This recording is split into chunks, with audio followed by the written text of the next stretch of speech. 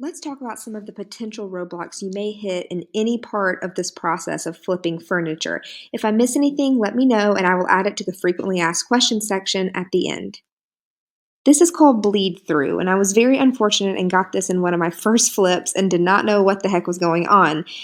This picture was taken from one of my flips, actually. If you look closely, you can see a yellow, brown, almost green color seeping in through the white paint. This is called bleed through. It's whenever old stains, old paints, old finishes, or even dirt and grime, maybe even cigarette smoke, start seeping through your fresh paint. It'll come through paint or primer. The only ways to stop this are to prime with a stain blocking primer, paint the piece dark black so the stain may seep through but you can't see it, or my trick, spray paint the spots and then paint over the spray paint. For some reason, the spray paint blocks the stain from seeping. I very frequently change the hardware on my piece. By hardware, I mean my knobs and my handles. The reason you would change these is if you have knobs but want handles, vice versa, or if your handles are going to be a different length. I didn't realize this starting out, but your handles can be 1.5 inches, 3 inches, 5 inches. They all vary in length, and you may have to switch them out. The main reason I switch hardware is if I am wanting to get a different style. A lot of old hardware is outdated. So first, you're going to fill in the holes with wood filler. All you have to do is use your 5-in-1 tool or even your fingers with gloves and smear it on, fill in those holes, and let it dry. After it dries, you lightly sand with a 120 grit and then a 220 grit to smooth it out. And that's it. Your holes are covered up and ready to be painted over. You don't want to do this if it is real wood and you're not going to be painting over it because you will still see those wood filler spots. Here you can see me drilling new holes because this used to be a knob and I wanted it to have handles. So I'm using my twisted titanium bilgrit with my electric screwdriver. Nothing fancy, you just pop it in there, turn it on, hold it right where you measured your spots out, and drill.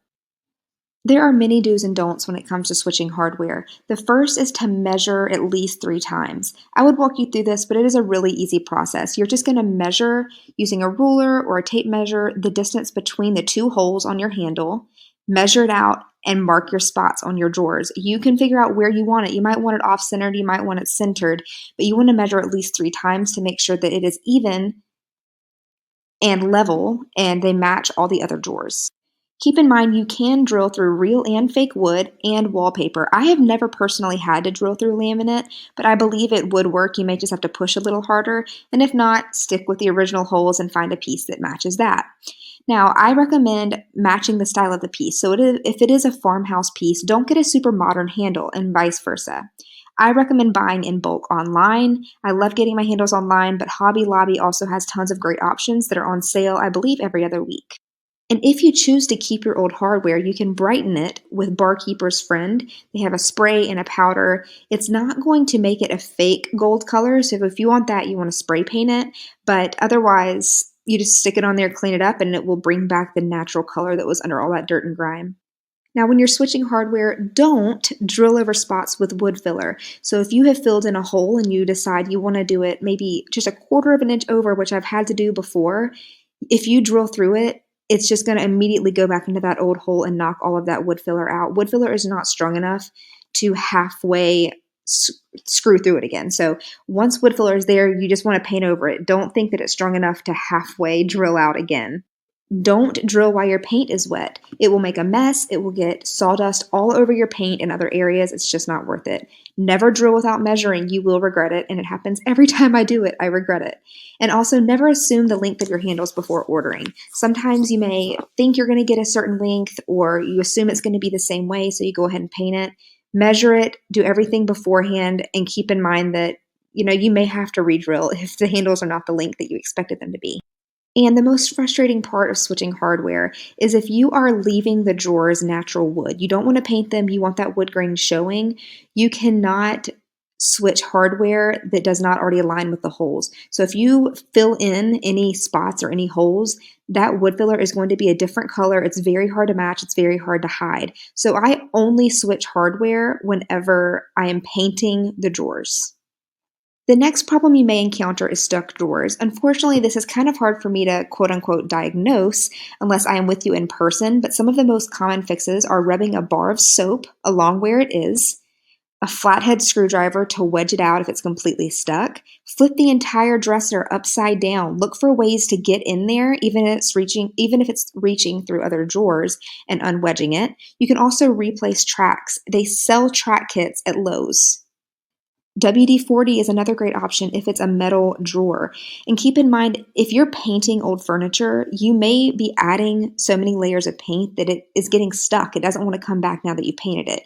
In that case, you're going to need to sand down all the areas that you painted around the drawers where it's making it stick and repaint it with lighter coats and sand down enough where you can tell it's not going to get stuck anymore.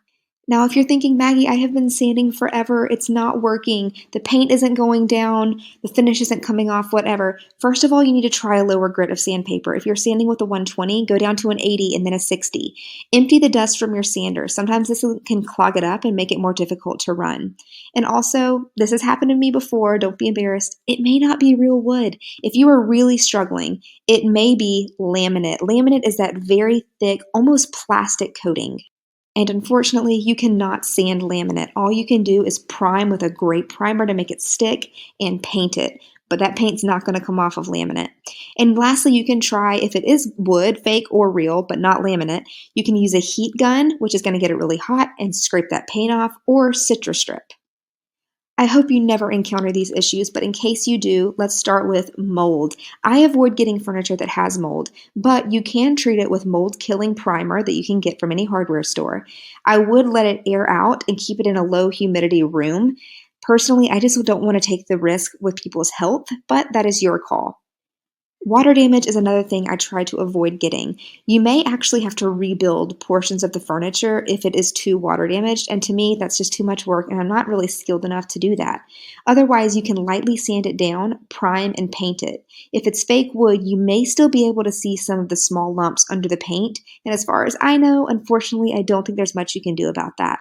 Every day, people ask me if I'm concerned about bugs and bed bugs. I avoid getting furniture with any signs of bed bugs. That's a simple Google search away. Just search signs of bed bugs. However, you can't always see them, so I always treat my furniture for bugs, and I'm constantly seeing roach eggs, spider eggs, and live bugs in my furniture. It just happens, and it's terrifying, but Bug Killer does treat it. And then if you have chips, cracks, or missing accents, the key is wood filler.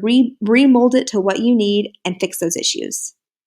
Let's do some troubleshooting here. Why is my paint dripping? Odds are you used too much paint, or you used spray paint and got too close and did too many coats at one time.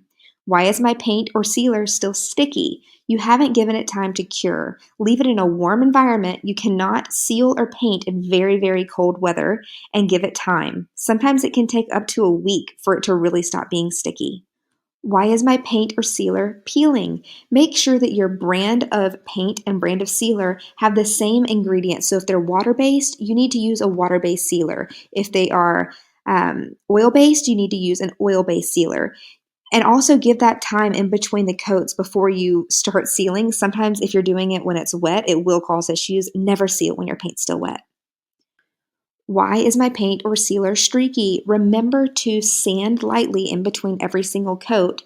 Go in one direction with your sealer, and keep in mind if you're painting by hand, there will be some brush strokes and some streaks.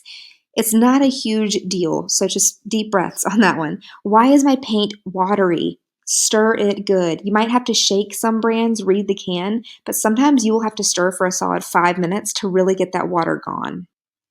Different brands of paint and sealer may be leaving bubbles. I've never personally had this issue. I only notice bubbles when I use the wrong product. So I try to use a sponge brush with my sealer, and as soon as I'm done, I just go over it one more time really quickly to get rid of any wet bubbles that are there. And in terms of paint, if you have a good brush and you did not shake your paint can, you shouldn't be having bubbles.